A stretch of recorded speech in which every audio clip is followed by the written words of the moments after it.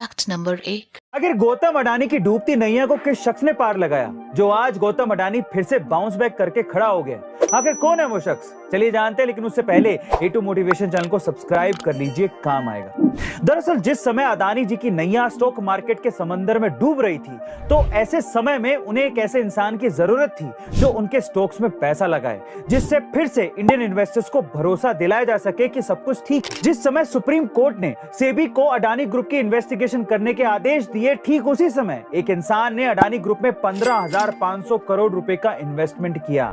यही नहीं, इन सारे पैसों से उसने 10,000 करोड़ रुपए कमाए भी। साथ ही वो अडानी ग्रुप में 7,000 करोड़ रुपए और इन्वेस्ट करना चाहता है, जिससे वो धीरे धीरे अडानी ग्रुप में गौतम अडानी के बाद दूसरा सबसे बड़ा शेयर होल्डर बन सकता है। जी हाँ गाइस, वो इंसान है गुजराती परिवार से बिलोंग करने वाले GQG पार्टनर के CEO Rajiv Jain. Fact number 2। एक ऐसी चमत्कारी किताब जिसे अगर आपने आधा पढ़ा तो पागल हो जाओगे, और अगर पूरा पढ़ा तो या तो टपक जाओगे या महान बन जाओगे।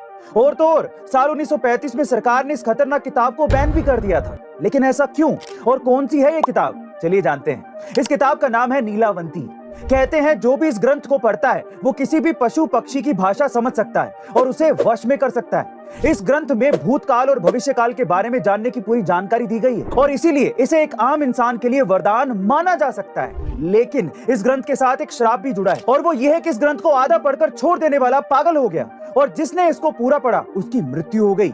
कई लोगों ने इसे पढ़ने की कोशिश की, जिनमें से ज्यादातर लोगों की मृत्यु हो गई, और जो जीवित बचे उन्होंने महान कार्य किए। कहते हैं कि स्वामी विवेकानंद जी की मृत्यु भी इसी ग्रंथ को पढ़ने से हुई थी।